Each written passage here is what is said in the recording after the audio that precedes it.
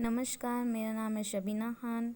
मेरे YouTube channel commerce study point में आप सभी का स्वागत है।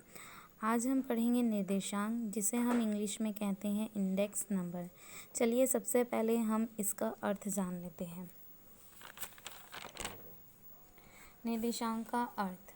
वैसे निर्देशांक को सूचकांक भी कहा जाता है। निर्देशांक दो समय अवधि या दो स्थानों में किसी तथ्य जैसे कि कीमत, मात्रा, उत्पादन आदि में हुए परिवर्तन के सापेक्ष माप है। चलिए हम निर्देशांक को एक उदाहरण द्वारा समझते हैं। यह कथन है कि महंगाई बढ़ गई है। नेक्स्ट है रुपए का मूल्य घट गया है, जिससे औद्योगिक क्रिया में शिथिलता आ गई है। यदि इसके तुलनात्मक आधार पर कहे तो इसका अर्थ यह है कि पूर्व समय की तुलना में आज महंगाई अधिक है, परंतु इसका अर्थ यह नहीं है कि प्रत्येक वस्तु महंगी हो गई है। चलिए मैं निर्देशांक को इसके दूसरे उदाहरण से स्पष्ट करूंगी। माना भारत में 1991 में गेहूं का भाव 400 रुपये प्रति क्विंटल और 1992 में गेहूं का भाव 450 रुपये प्रति क्विंटल हो गया। तो 1991 की तुलना में 1992 में गेहूं का भाव 450 बट्टे 400 गुणित 100 बराबर, इसका आंसर आता है 12.5। अर्थात गेहूं के भाव में 12.5% की वृद्धि हो गई। इस प्रकार से तुलनात्मक दृष्टिकोण से प्राप्त जो प्रतिशत ही यह हमारा क्या कहलाएगा, निर्देशांक या सूचकांक कहा जाएगा। नेक्स्ट, निर्देशांक की परिभाषाएं। पहला है एच सेक्राइटिस के अनुसार सूचकांक अंकों की श्रेणी है, ठीक, जिसके द्वारा किसी तथ्य के परिमाण में होने वाले परिवर्तन का समय अथवा स्थान के आधार पर मापन किया जाता है। नेक्स्ट हमारे विद्वान है किनले के अनुसार सूचकांक वह अंक है जो किसी पूर्व निश्चित तिथि को चुने हुए वस्तुओं या वस्तु समूह की कीमतों का प्रतिनिधित्व करता है तथा उसे प्रमाणित मानते हुए किसी बाद की तिथि पर उन्हीं वस्तु की कीमत से तुलना करता है। इस प्रकार से किनले ने सूचकांक को स्पष्ट किया है। उपरोक्त परिभाषाओं की विवेचना से यह निष्कर्ष निकाला जा सकता है कि सूचकांक एक विशेष प्रकार के माध्य होते हैं जिनके द्वारा काल श्रेणी एवं स्थान श्रेणी में होने वाले सापेक्ष परिवर्तनों की सामान्य प्रवृत्ति की माप की जाती है। इस प्रकार निर्देशांक के परिभाषाओं के अध्ययन एवं विश्लेषण के आधार पर निर्देशांक की कुछ विशेषताएं स्पष्ट होती हैं, जिसमें सबसे पहली विशेषता है संख्या द्वारा व्यक्त, अर्थात निर्देशांक सदैव संख्या में व्यक्त किए जाते हैं। किसी भी प्रकार के परिवर्तन को केवल शब्दों में व्यक्त किया जा सकता है, जैसे उत्पादन बढ़ गया, मूल्य गिर गया आदि, परंतु निर्देशांक के द्वारा इस परिवर्तन की इस दशा को निर्देशांक संख्या में व्यक्त करता है। जैसे मैंने इस एग्जाम्पल में आपको बताया था कि भारत में 1991 में गेहूं के भाव 400 से 92 में 450 हो गए, जिस प्रकार से उसकी प्रतिशत वृद्धि कितनी निकली, 12.5%। यही हमारा क्या है, सूचकांक। तो ये इस प्रकार से स्पष्ट होता है। पहली विशेषता इसकी कि संख्या द्वारा निर्देशांक स्पष्ट होती है।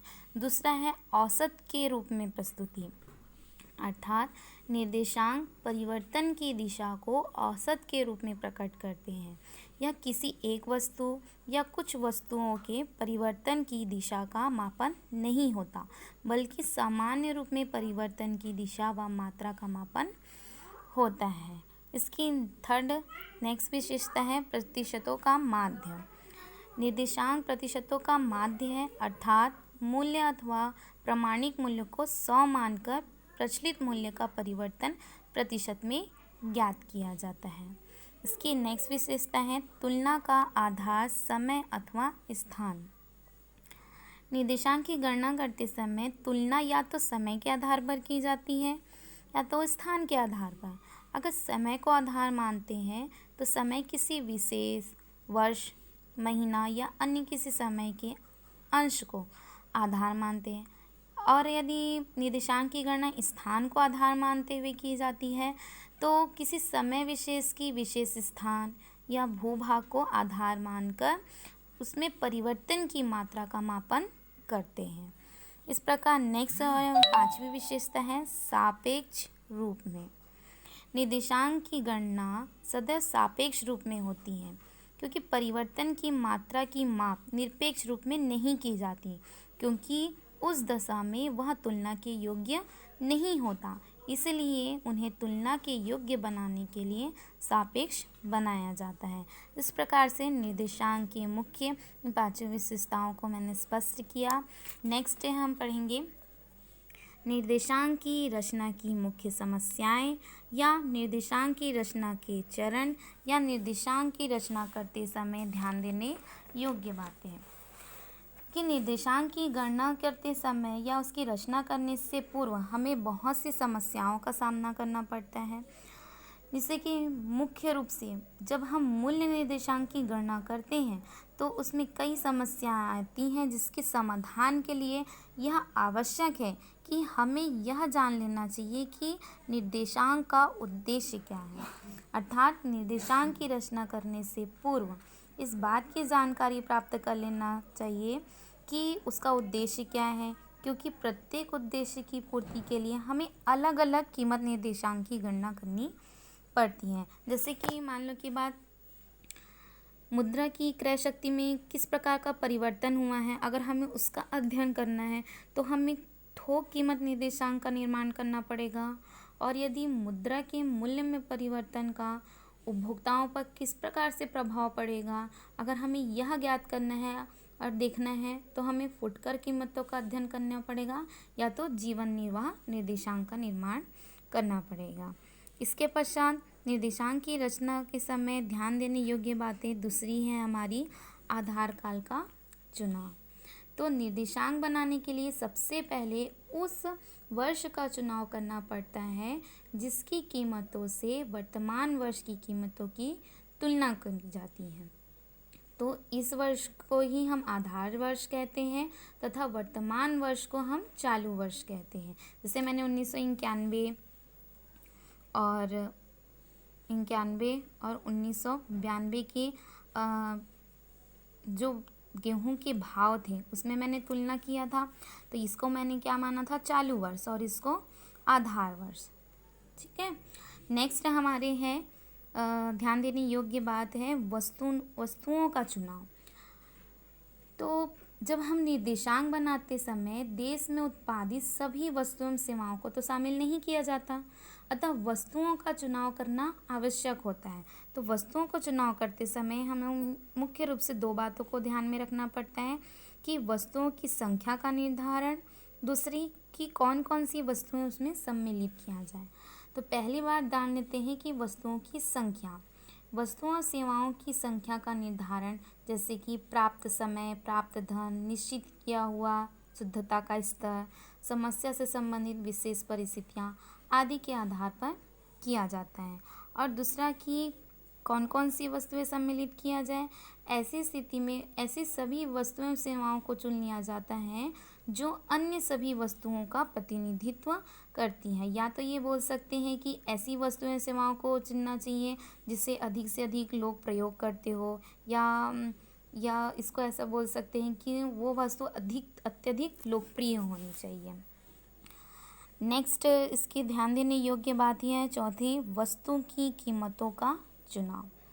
जब वस्तु का चयन करने के पश्चात यह समस्या आती है कि उनसे संबंधित कीमत का निर्धारण कैसे और कहाँ से प्राप्त किया जाए। तो इसके लिए फॉर एग्जांपल मंडियों, दुकानदारों और सरकार तथा व्यापारिक संस्थाओं द्वारा प्रकाशित पत्र पत्रिकाओं से उचित आंकड़ों का संकलन करके लिया जाता है। नेक्स्ट है भार देने का ढंग। वैसे निर्देशांक की रचना करते समय भार देने की ढंग को भी ध्यान में रखना पड़ता है। और यह जो भार होते हैं ये दो प्रकार का होता है, प्रत्यक्ष भार और अप्रत्यक्ष भार। तो हम सबसे पहले देख लेते हैं कि प्रत्यक्ष भार क्या होता है। प्रत्यक्ष भार उन्हें कहा जाता है जो वस्तु के महत्व को स्पष्ट करने वाले किसी तथ्य जैसे कि उत्पादन, उपभोग, बिक्री की मात्रा या उसके मूल्य के आधार पर निश्चित किया जाता है। और दूसरा है अप्रत्यक्ष भार। अप्रत्यक्ष भार जब किसी वस्तु की विभिन्न किस्मों को निर्देशांक रचना से सम्मिलित करते हैं तो उस वस्तु को अप्रत्यक्ष रूप से भारित कहते हैं। इसके पश्चात नेक्स्ट है निर्देशांकों की रचना के समय ध्यान देने योग्य बात में छठवां है माध्य का चुनाव। जब दो से अधिक वस्तुओं का निर्देशांक की गणना करते समय प्रयोग किया जाता है तो एक प्रमुख समस्या यह आती है कि माध्य या औसत निकालने की। तब वह निर्णय लेना पड़ता है कि समानांतर माध्य, माध्यिका, बहुलक या गुणोत्तर माध्य इनमें से कौन सी ऑप्शन को लिया जाए। इस प्रकार से मैंने इन निर्देशांक की रचना करते समय ध्यान देने योग्य बातों में 6 पॉइंट को अच्छे से स्पष्ट किया है। अगर आपको किसी भी प्रकार की कोई भी पॉइंट में समझ ना आए या दोबारा से आप उससे पूछना चाहते हैं तो कमेंट बॉक्स पर कमेंट कर सकते हैं। और आगे की टॉपिक में नेक्स्ट वीडियो में मेरा सेकंड पार्ट ज़रूर देखिए। धन्यवाद।